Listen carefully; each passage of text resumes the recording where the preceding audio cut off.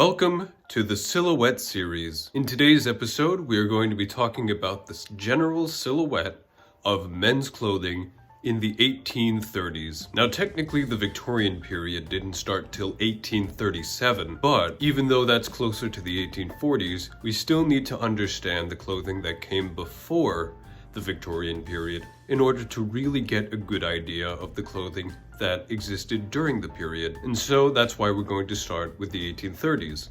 And I might discuss a little bit about the 1820s also, just to have a better idea of the 1830s. Now, I'm not going to talk about things like accessories, shoes, hats. I'm not going to talk about that kind of stuff too much. I can save hats and shoes for another video. We're just going to be looking at the general overall silhouette. That being said, there are three different types of garments that we need to focus on in this video. Those being the coat, the trousers, and the vest. The piece that most defined this silhouette is probably going to be the frock coat or whatever other type of coat you happen to be wearing. Coats in general are the outermost garment, therefore they give the most shape and determine the silhouette more so than any other type of garment on your person at any time. Now, the 1830s was actually a very special sort of decade in the Victorian period because it just so happened to be the most exaggerated decade as far as form and shape are concerned. Now, the 1820s was technically a bit more exaggerated in many aspects than the 1830s,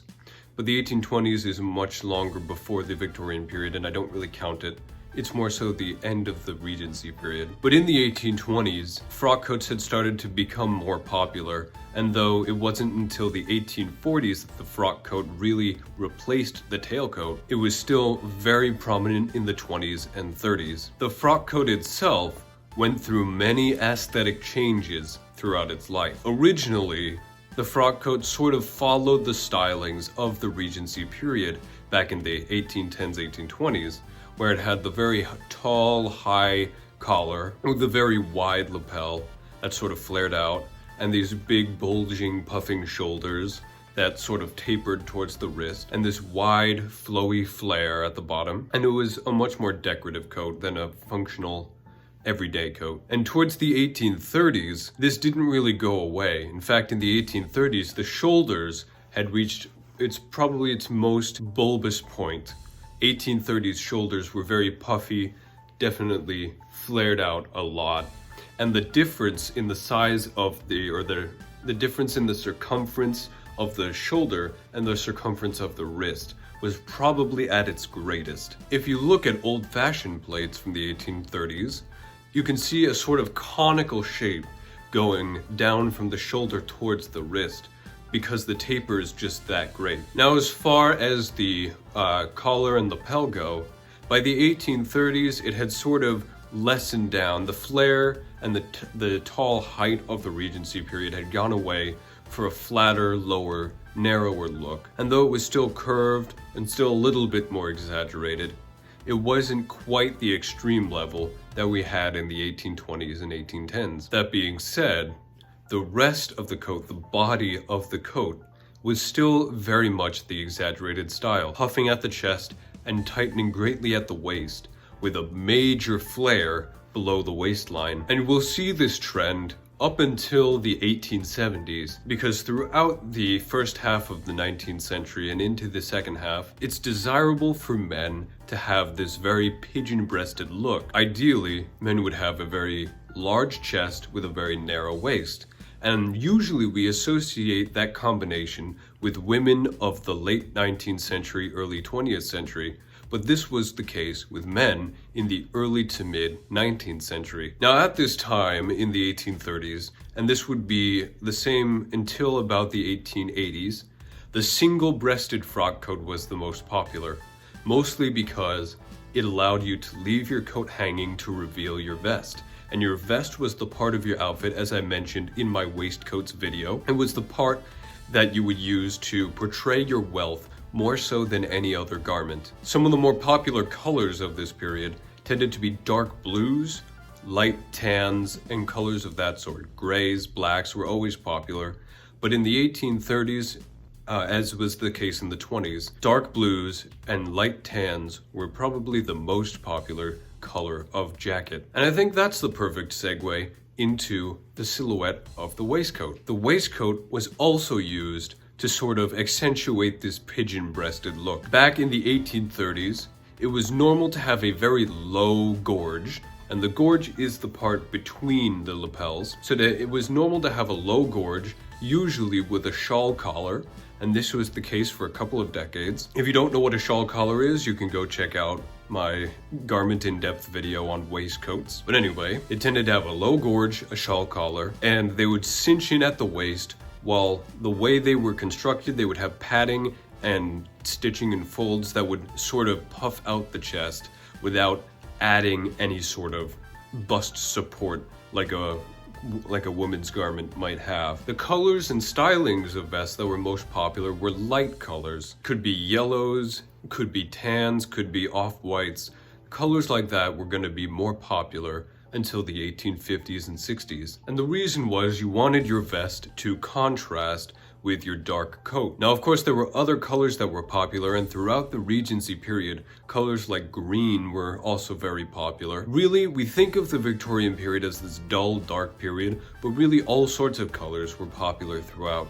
As you can see, my vest is a sort of rust brick red, and this was a possible color that was reasonably achievable at the time. But in the 1830s specifically, we see a lot of light pale colors, yellow, white, off-white, tan, that sort of thing, among other colors. And it was popular to have sort of floral patterns. I think I mentioned this in my vest video as well, my waistcoat video. Specific silk brocades were made for the intent purpose of creating nice waistcoats. So waistcoat makers and tailors would actually go to silk making companies and request specific silk brocades with specific patterns for the intent purpose of making elegant waistcoats. Now, as we move down, we can look at the trousers. And trousers in the 1830s sort of mirrored or mimicked the shirt sleeves and the coat sleeves of the 1830s. As we said before about the coat sleeves,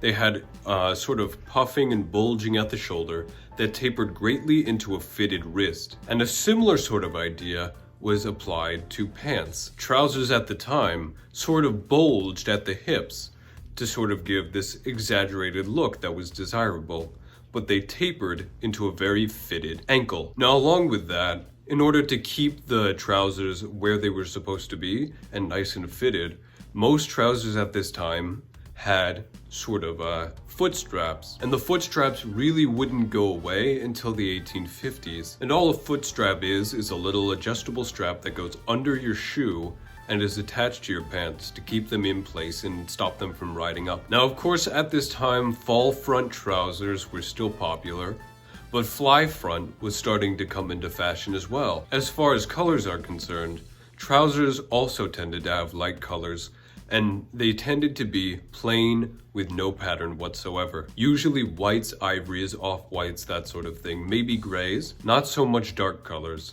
although it is entirely possible to find dark colored trousers. Now, as I said, I'm not going to go too much into accessories, but there are a few things that are more minor that I do have to go into.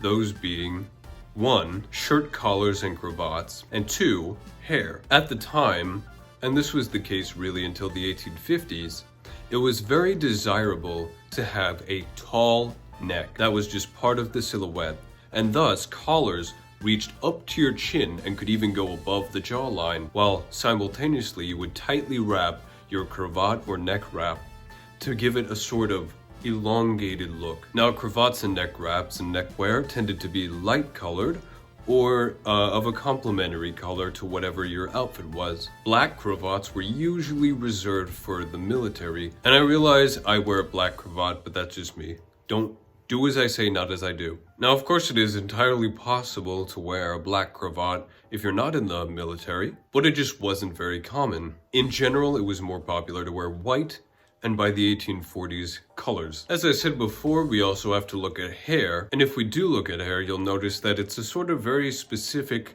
type of hair that's very popular. Now, throughout the first half of the 1900s, having long hair on men is going to be more popular than having short hair. Now, of course, long hair for a man is different than long hair for a woman, especially back in the 19th century.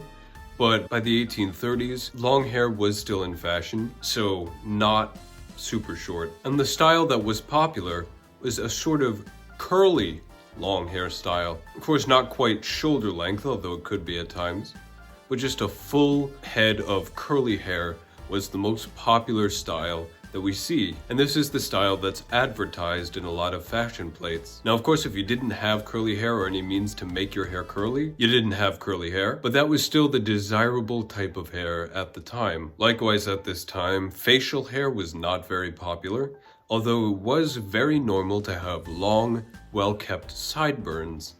Not quite mutton chops, but just very noticeable sideburns. I know I said at the beginning that I wasn't really going to talk about hats, but I think we sort of do need to have a look at hats to really understand the silhouette. Now, as we look at hats, I'm going to talk about the 20s into the 30s a little bit. And in this period, you have to remember that this was the end of the period of elegance and high class, and we were about to enter the period of simplicity and modesty. So in the 1820s, top hats were at their most exaggerated point, as is the case with most 1820s garments. In the 20s, the flare was heavily exaggerated, where the top of the crown of a hat was much wider than at the brim. In the 1830s, this idea was continued, but to a much lesser degree.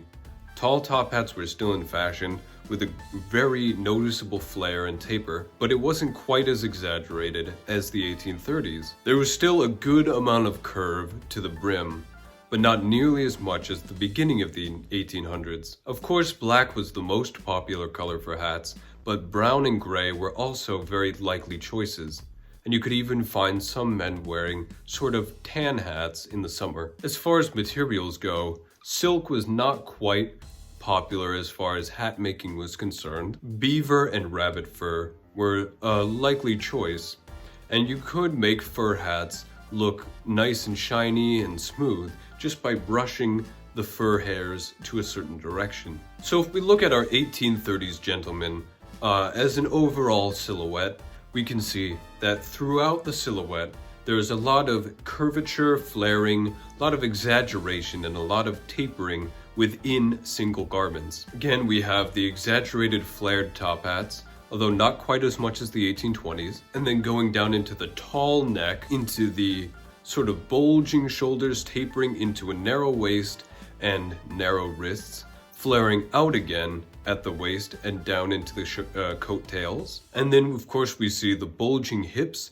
tapering into tight ankles in the pants, and then fastening nice and tightly around the foot of the shoe. And thus completes the general silhouette for our 1830s gentlemen. Thank you for watching this video. I hope you enjoyed it. If you did, please make sure to hit the like button, subscribe, ring the notification bell, leave a comment, share this video so I can reach a broader audience. Join us next time for when we discuss the 1840s gentlemen. Again, like, subscribe, ring the notification bell, share, all that jazz.